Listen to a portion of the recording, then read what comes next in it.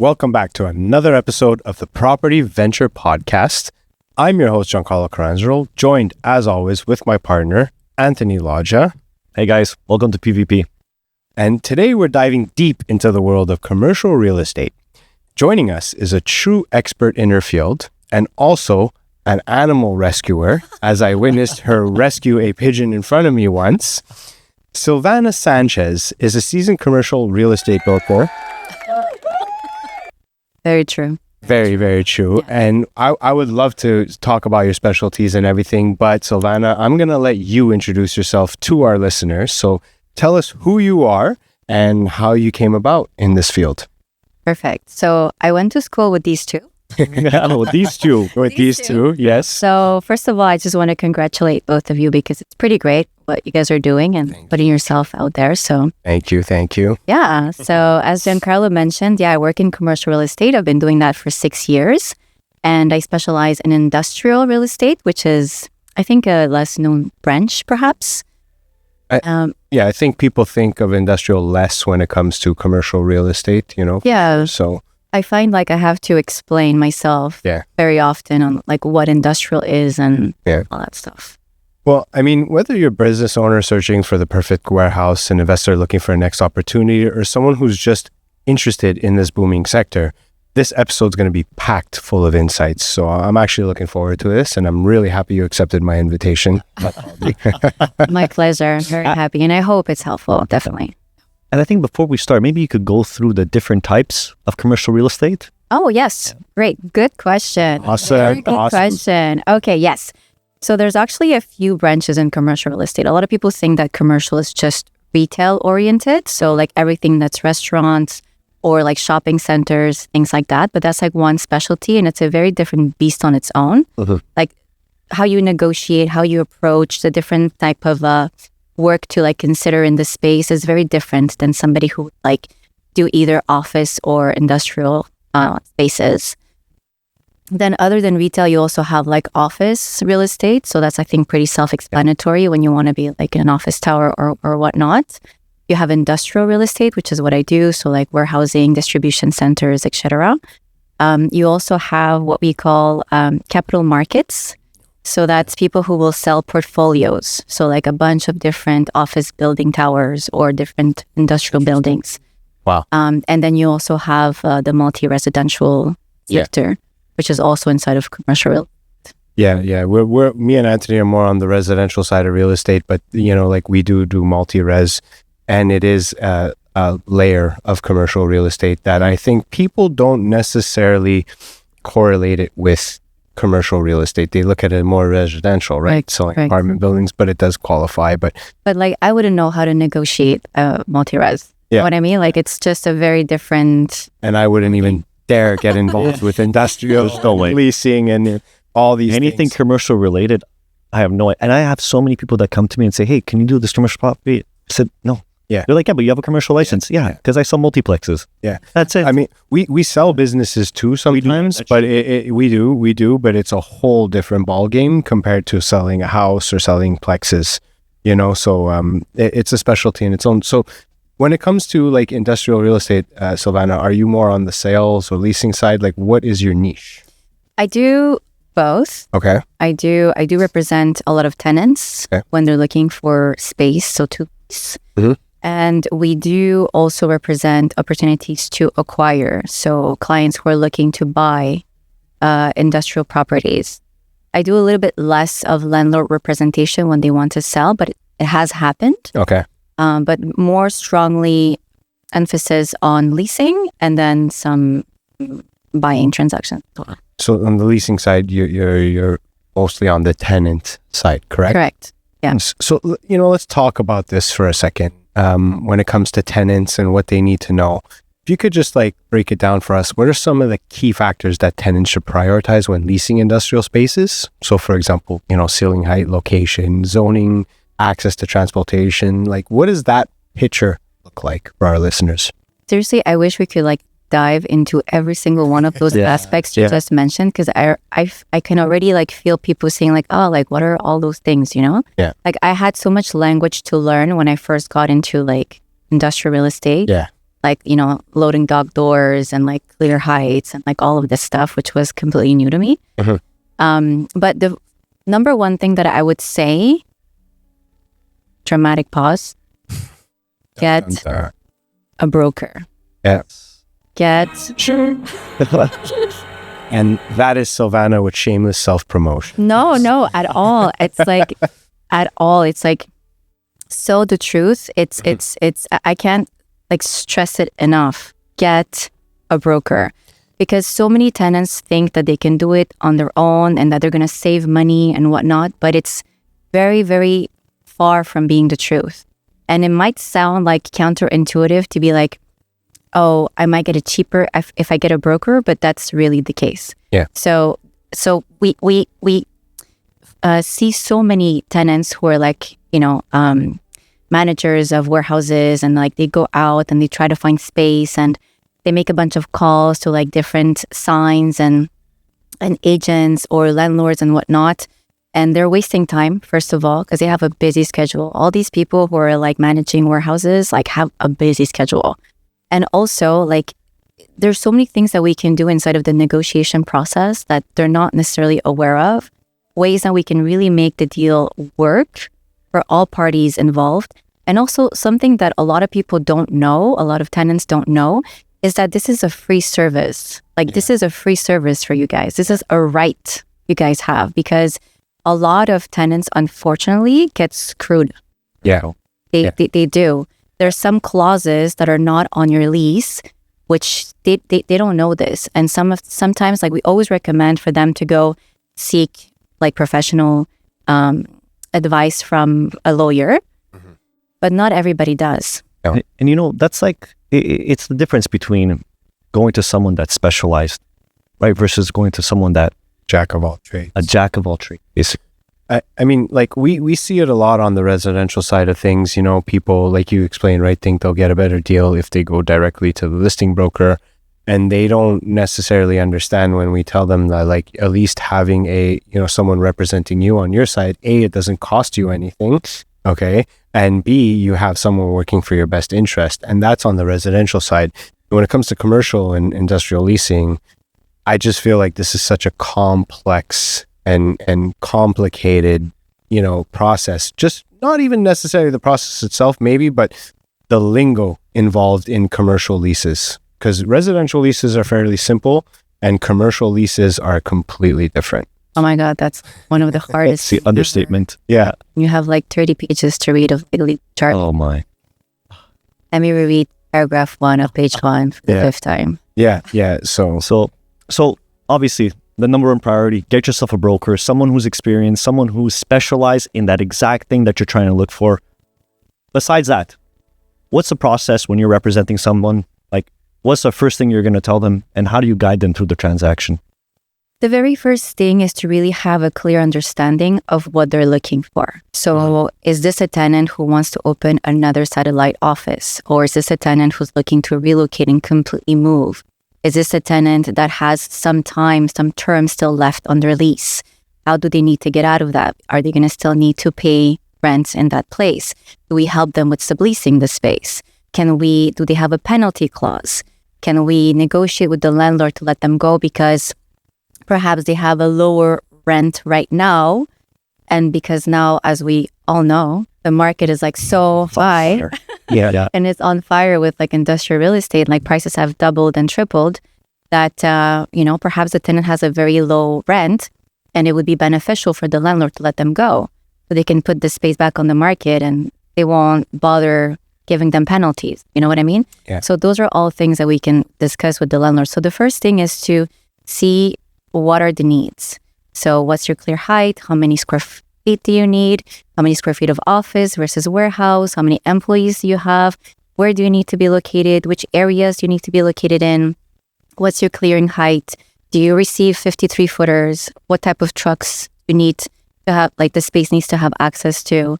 How many, truck level doors? How many garage doors do you need? All of that stuff. So we can do a good research and then present you all the possible opportunities so that we can, after that, go with you, do the visits. and take a look at what the spaces look like. They're comprehensive. So, like, based on what you just explained, I would imagine that transport companies might be something that you represent, or what type of companies, like tenants, do you represent? You know, you talked about trucks and, you know, loading docks and ceiling clearance and stuff like that, 50-footers. So, you know, first when you said 53-footers, I thought about transport companies, but what type of clients do you represent in this sector?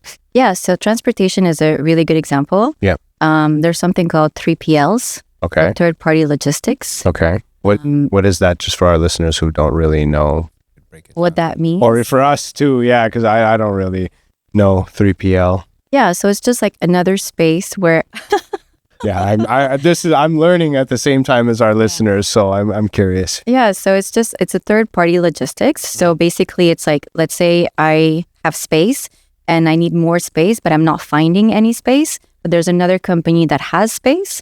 I'll just send my extra shipping or products to them, Okay. so they can store it and then like do the distribution for me as well. Okay, interesting. Yeah. Yeah, really interesting. Huh. Very nice.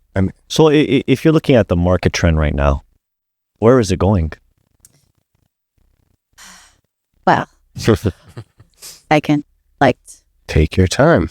so obviously, like, you know, COVID has changed many things for many Everybody. fields. Yeah. For us, it was a positive change. For industrial real estate, it was a very positive change. Okay. I think it was at the time that, you know, office and industrial changed roles, because for the longest time, office real estate was like very prestige, very luxurious, and, you know, people made a lot of money there. And then that switched during COVID. Industrial became very much more High in demand. high in demand, but also high in rent. Yeah. And asking rates. So it's been a positive change for us. There's been a huge demand when it comes to warehousing space because of everybody buying online and all that stuff. There's been a lot of construction companies and a lot of developers who bought land or what was left of land to build new constructions. Okay. So what we saw was a lot of new constructions with like really high clear heights. So you'll see like older buildings will be like at 16, 18 clear height, maybe 24 clear height. And now we're seeing like 36, 40, like, so just really tall buildings.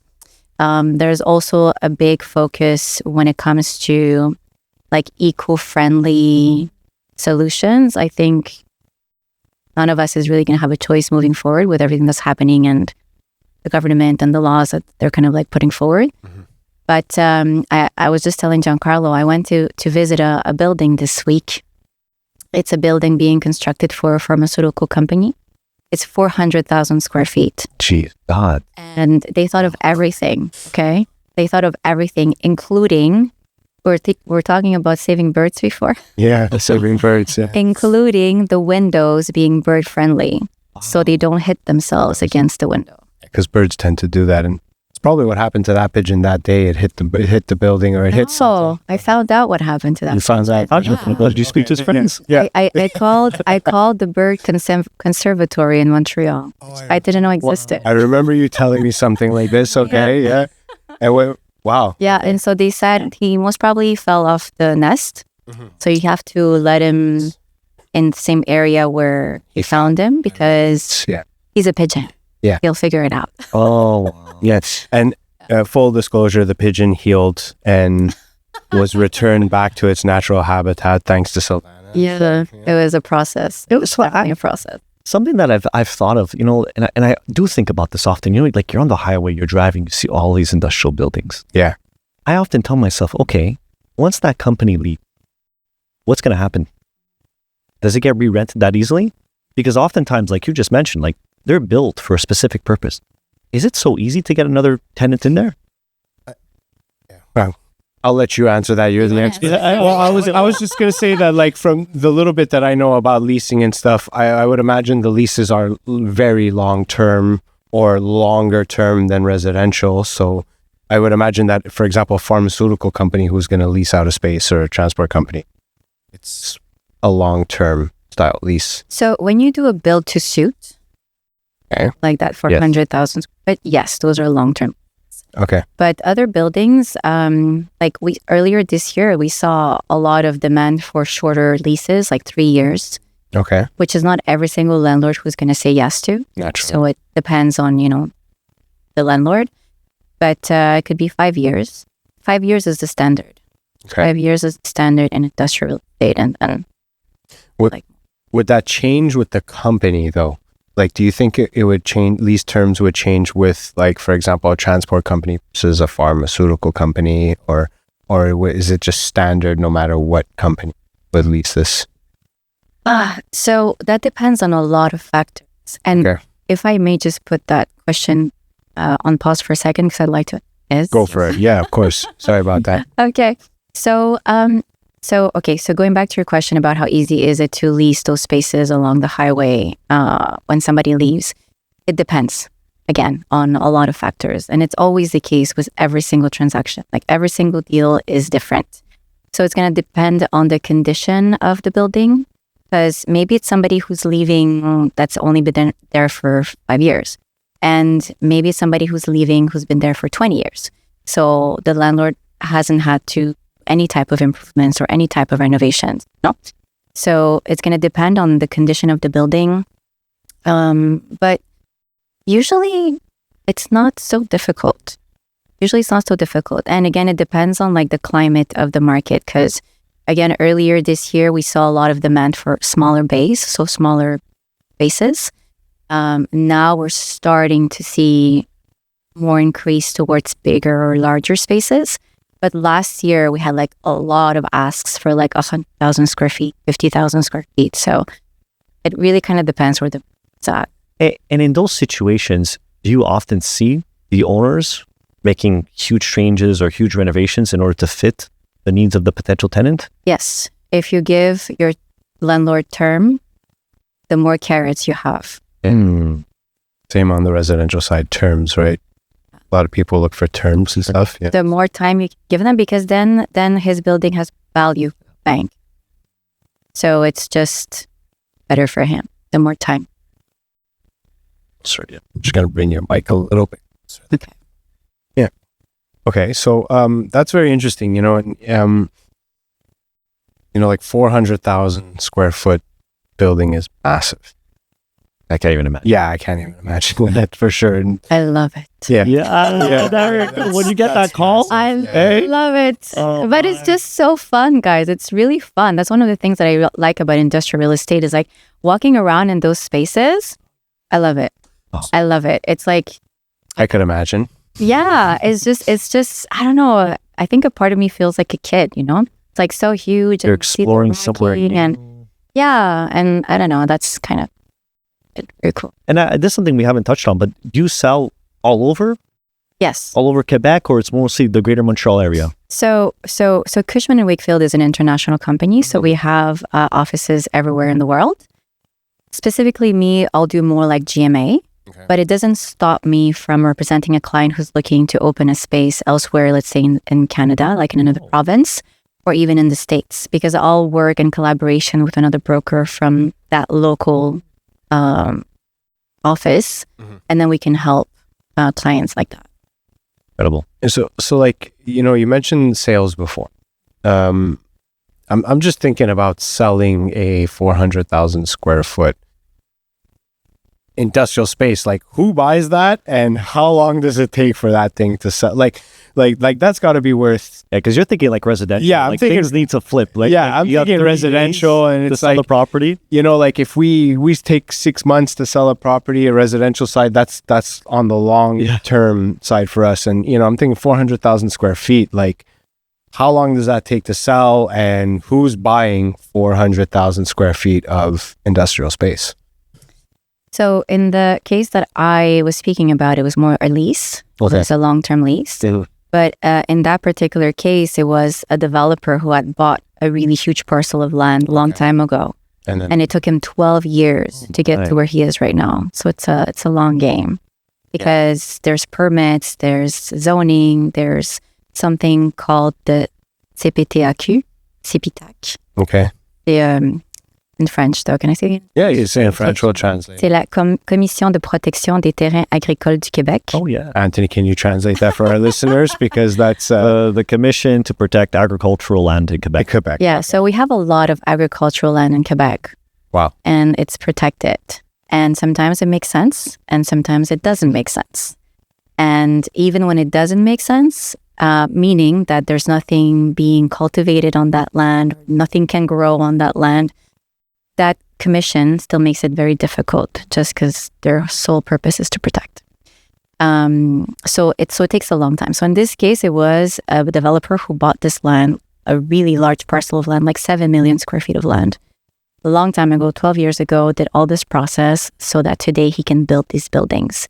So he was lucky. He got this one single client for 400,000 square feet, but he's planning on, building other buildings of like 200,000 square feet, but he's going to separate them into multi-tenants. Yeah.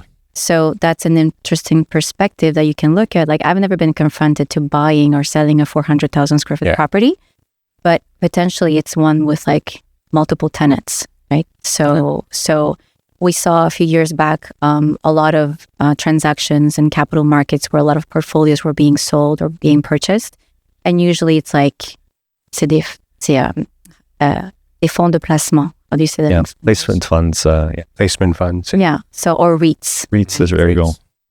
So those are the people who would buy those things. So I think I saw one of your points there, like what you recommend for somebody who's like first-time buyer or something like that. It's deep pockets. Yeah. Right now in this market, it's deep pockets because you're competing with these other entities that are large and are out there to want to like buy because they want to increase their portfolio. But there's sometimes other little opportunities with like more like mom and pop shops that own, that one-off industrial property. Into that. I definitely see this as a sector, with larger corporations, and entities and who have access to funds and capital. Yeah. I mean, I don't think it's just anybody who could purchase or build a 400,000 square foot. It's definitely a large entity for sure. And I'm going to say that like mom and pop shops tend to be a little bit more difficult with the transactions. One, it's more time consuming because you have to go hunting for those one-off properties. So you need to find who's, the owner, you need to call them, you need to have that conversation with them. Sometimes they're not super well versed with the negotiation process and they don't want to pay the broker and like all of that stuff. So it's a bit more complicated. It's a bit more time consuming. It's not undoable, but yeah. I mean, time consuming, you mentioned that. So like how time consuming is it to lease industrial space? Like I'm pretty sure it's a very complex situation, scenario. So how time consuming could it be give us an example of like a best case scenario versus really complex case, like timeline wise? Or at least, if all goes well, it's not that lengthy. Okay. It's like a couple of months. Okay. If all goes well. If all goes well, like you meet the client, he's down to work with you. You get all the details you need to get with what he's searching. You do a list of all the options. You go to the visits. He chooses one that he likes. Then you send an offer to the landlord and then you start the back and forth negotiation. Then you do the lease and you do the back and forth negotiation. And then you're good. Then I wish they were all like that. And then you're good. Yeah. And then you're good, So, I think a couple of months, maybe, 3-4 months at best case scenario. And when it gets more complicated. Yeah, when it gets more complicated. How good are you then? Oh man, sometimes it's roller coaster, especially if they're like really good deals and like bigger deals. But I mean, those types of deals have like a life on their own and like have to just let them be. And Silvana, honestly, right. Who makes it complicated though? That's a very interesting. You know what? It's not one specific. Sometimes could be anybody. One party, then the other, then like it fluctuates a little bit. So I think one key component of a good broker would be to to have the ability to communicate. So let's say I represent the tenant. So it would be my ability to communicate to my client what's the position of the landlord and why he has that position. So he understands, like, okay, got it. It makes sense, you know, like he also needs to make money, or he also runs a business, you know, for him to get that, not just because he is trying to screw you over or he's trying to get the best deal. You know? Yeah. So once that makes sense and you enter like the logic of like the play of numbers, then it makes it easier. And the same thing with the landlord. Once you make the landlord understand, look, this is a type of business that doesn't have that much cash flow. They're doing well and they'll pay the rent, but their cash flow to like give you $600,000 in advance of like prepaid rent and deposit and whatnot, it's not gonna happen. Yeah. So then, okay, I get it. Fine, let me see what I can. Yeah. I think that's a good component of a good broker. I mean, Silvana, that's amazing, you know, and that's all like awesome information, you know, and we would definitely love to continue this conversation. Well, we are out of time for this week's episode, So guys. stick around For next week's episode. Well, we're going to dive deeper. Yeah, that's unfortunate. Yeah, I feel like we just scratched the surface. Yeah, I know. This is like we need to, but stick around, guys, for next week's episode. We're going to dive a little bit deeper into this subject. And like always, guys, like, follow, comment, subscribe anywhere you're listening to: Instagram, TikTok, Facebook, YouTube, Apple's Podcast, Spotify. Our marketing guy, Luis, has us all over the place. So until next week, guys, thanks for listening. Thank you, guys. Thank you.